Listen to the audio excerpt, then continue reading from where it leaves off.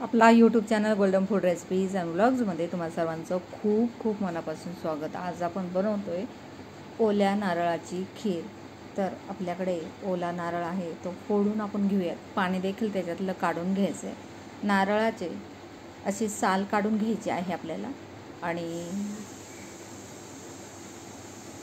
साल काढायला बराच वेळ लागतो। तोपर्यंत मी दूध तापत ठेवलं बाजूला। सगळ्या नारळाची आपल्याला ही अशी साल काढून घ्यायची आहे।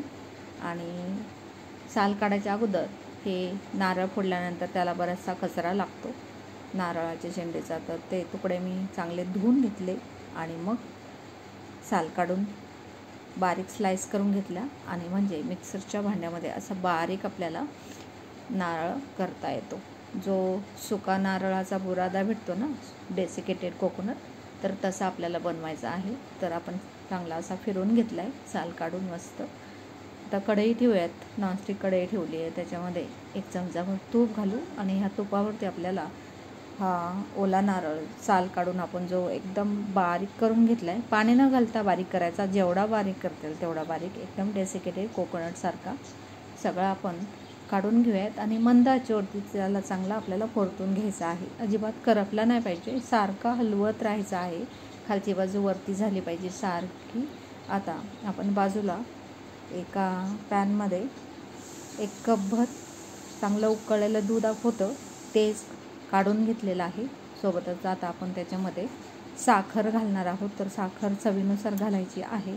तर मी थोडी साखर, जे आपला ओला नारळ आपण परतून घेतोय त्याच्यामध्ये देखील घातली आहे, आणि थोडी दुधामध्ये मी मेल्ट करून घेते, विरघळून घेते। साखर घालताना थोडीशी खोबऱ्यामध्ये आणि थोडीशी दुधामध्ये घातल्याने मस्त गोडवा येतो। तुम्ही बघता आता हे जे मी पाणी दाखवलं त्या डब्यामध्ये ठेवलेलं, ते नारळाचं पाणी आहे। ते नारळाचं पाणी आपण या खोबऱ्यामध्ये घालून घेतलं आहे, जेणेकरून त्याच्यामध्ये घातलेली साखर आणि हे नारळाचं पाणी छान असं मेल्ट होईल आणि खोबरं चांगलं रसेलं होईल, गोड असं आतमध्येपर्यंत त्याच्यामध्ये साखर आणि नारळाचं पाणी मुरेल। आता आपण 3 चमचे, जे पोहे खायचे चमचे असतात, ते 3 चमचे मिल्क पावडर घेतली आहे, दूध पावडर।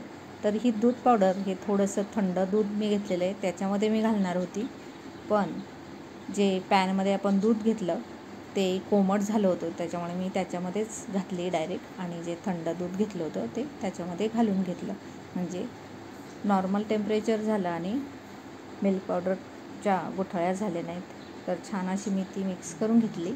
आणि आता ती आपण त्याच्यामध्ये साखर छान मेल्ट झाली, दूध पावडर चांगली विरघळली गेली, आणि हे सर्व मिश्रण मी या नारळाचं मिश्रण आहे त्याच्यामध्ये घालून घेतलं। तर चला आता त्याला चांगलं आपण मिक्स करून घेऊयात। मिल्क पावडर घातली की लगेचच खीर आटायला सुरुवात होते, तर त्याला कंटिन्यू आपल्याला मिक्स करत राहायचं आहे।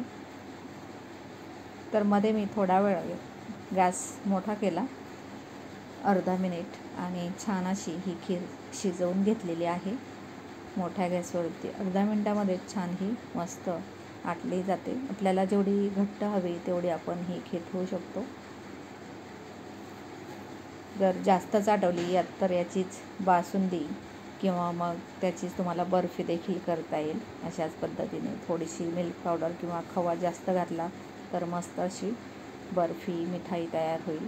तर तुम्ही बघू शकताय मस्त अशी आपली ही खीर तयार झालेली आहे। इतपत घट्ट ठीक आहे। तर मी आता इथे गॅस मंद केला आहे आणि थोडेसे बदामचे काप त्याच्यामध्ये मी घालून घेते। आणि आता याच्यामध्ये मस्त अशी आपण वेलची पावडर घालूयात। वेलची पावडरने छान असा स्मेल देखील येतो आणि छान टेस्ट लागते। आता सोबतच आपण जायफळ देखील थोडंसं याच्यावरती किसून घालणार आहोत। जायफळने देखील छान टेस्ट येते, फक्त थोडंच घालायचं, नाही तर मग कडवट होईल।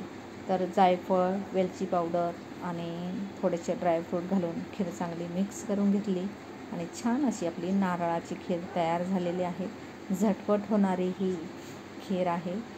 बऱ्याच वेळा घरामध्ये ओला नारळ असाल तर असं नक्कीच करून पहा। थँक्यू।